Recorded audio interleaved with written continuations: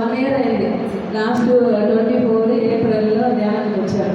కానీ చిన్నప్పటి నుంచే మాత్రము ఆత్మీయంగా చాలా ఆలోచనలు ఉండేది. కానీ కరెక్ట్ ప్లేస్ తెలియదు, ఎవరిని పట్టుకోవాలి, ఎలా ప్రారంభించాలని తెలియదు. కానీ చాలా ఆలోచనలు అయితే ఉండేవి.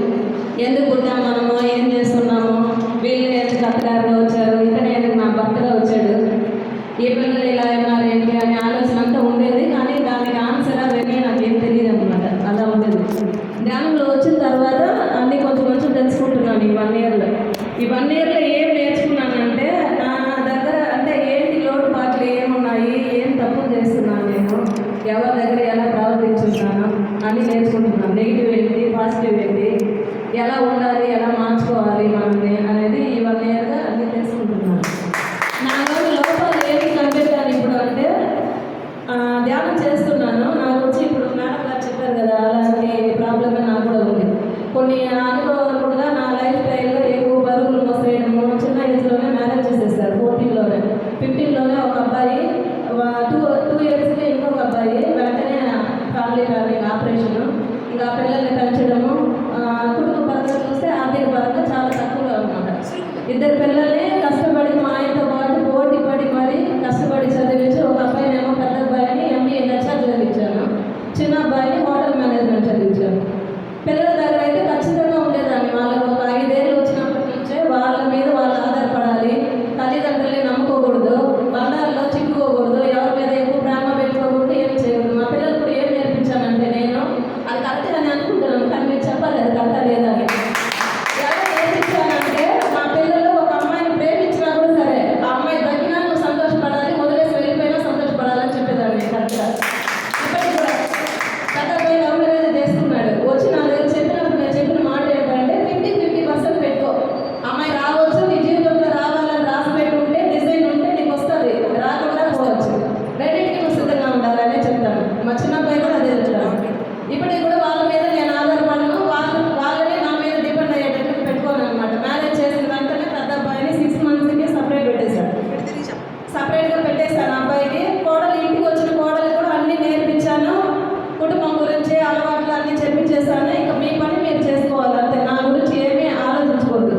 మా ఆయన చనిపోయారు, నాన్న వెళ్ళిపోయాడు, నేను కూడా ఎప్పుడైనా ఒక రోజు వెళ్ళిపోవచ్చు. అందుకని తండ్రి ఎలాగ లేదు, తల్లి కూడా ఎప్పుడో ఒక రోజు మనకి దూరం అవుతుంది అనేది మీరు మైండ్లో ఫిక్స్ అయిపోవాలి. నా మీద కూడా హోప్స్ కానీ ఆలోచన కానీ ఏం పెట్టుకోకూడదు చెప్పేస్తాను.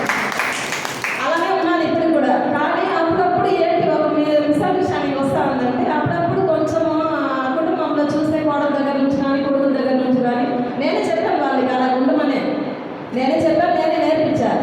కానీ అది ఒక లోటు అని అనుకుంటున్నా. అప్పుడప్పుడు కొంచెం బాధపడుతూ ఉంటాను నేనే, ఏంటి వీళ్ళు ఎలా ఉన్నారు, మనం పట్టించుకున్నట్టున్నారు ఏంటి అని. మళ్ళీ కానీ అది పూర్తిగా తీసుకొని దాంట్లో నుంచి బయట వచ్చేస్తాను. ఎందుకంటే నేను ఎలా ఉండాలని ఆశపడ్డాను కదా, మళ్ళీ ఎందుకు నువ్వు బాధపడుతున్నావు అలాగా, వాళ్ళు లేరని, అలాగే ఉండాలని నువ్వు ఆశించినావు కదా, అలాగే ఉన్నారు కదా అని బయటకు వచ్చి వెళ్తున్నాను. ఆ కంట్రోల్ అయితే ఉంది. అప్పుడప్పుడు కోపం వస్తుంది, చూపించేస్తాను. కానీ నెక్స్ట్ సెకండే దాంట్లో నుంచి బయటకు వచ్చేస్తాను. ఎందుకు కోపడుతున్నావు నువ్వు,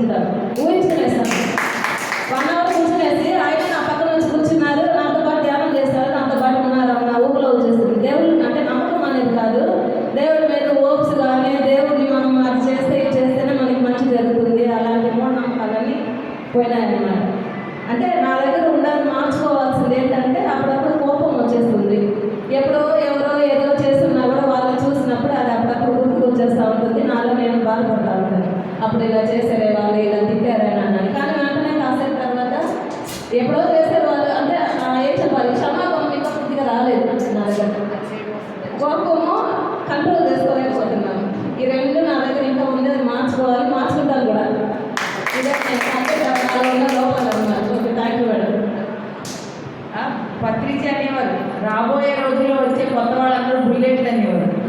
మరి వచ్చి సంవత్సరం ధ్యానం అనుభవాల్లో ఉన్నాయా ఆవిడ మేడమే? ఎన్ని వదిలేసుకున్నారు, ఎంత శిక్షణ ఇచ్చారు ఫ్యామిలీకి. Great madam, great. గట్టిగా తప్పడం పడదామండి. ఇక్కడ పొద్దున్నీ ధ్యానం చేస్తున్నారు కదా, మీ ఎక్స్పీరియన్స్ ఏంటి? అంటే చాలాసేపు మెడిటేషన్లో అదే మేడం, ఈరోజు చాలా సేపు చేశాను. ఏంటంటే మార్నింగ్ మేడం అడిగాను మార్నింగ్, అంటే ఇన్ని రోజులు కొంచెం తక్కువలోనే చేస్తున్నాను అనమాట. తర్వాత మన బిఎస్సి ఛానల్లో మన వంశీ గారి వీడియోస్ ఉన్నాయి కదా, అందులో మన వీడియోస్ కొన్ని సెలెక్ట్ చేసుకొని నాకు మైండ్కి ఏది కనెక్ట్ అయ్యిందో అది పెట్టుకొని 10 minutes 20 minutes కూడా చేయలేకపోయేదాన్ని. అలాంటిది ఇప్పుడు ఏం చేస్తున్నానంటే మా మీద ఫోన్ తీసుకెళ్ళేసి సైలెంట్గా పెట్టేసి ఆ వీడియో ఒకటి పెట్టుకొని మనగా కవర్ చేయగలుగుతున్నాను. ఇప్పుడు ఈరోజు ఎక్కువ సార్లు చేశాను, కానీ లాస్ట్ టైము పెయిన్ ఎక్కువ భరించలేకుండా ఏడ్చి కూడా ఏం చేశాను అనమాట. కానీ చేయాలి, 10 గంటలు చేయాలి అన్నారు, కూర్చోవాలి, మన మనం చేసుకోవాలి. ఎందుకు చేయలేము అంటే గట్టిగా ఏమనుకున్నానంటే మించి చూస్తే ఏమైపోతుంది, ప్రాణం అయిపోతుంది, పోదు కదా. కూర్చుంటాము పిరమిడ్ నుంచి ఈ 3 క్లాసులు అయిన తర్వాత, ఈ 3 రోజులు అయిన తర్వాత ఒకటి పెయిన్ నుంచి రిలీఫ్ అయినా వెళ్ళాలి, లేదా చనిపోయాలి.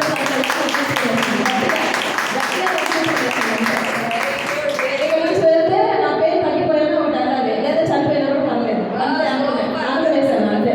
Okay, great great madam. నిజంగా పొద్దు నుంచి అసలు కదలకుండా సాధన చేస్తున్నారండి ఆ మేడం. మేము అబ్జర్వ్ చేస్తున్నాం. లాస్ట్లో కూడా ఆవిడ కళ్ళంటే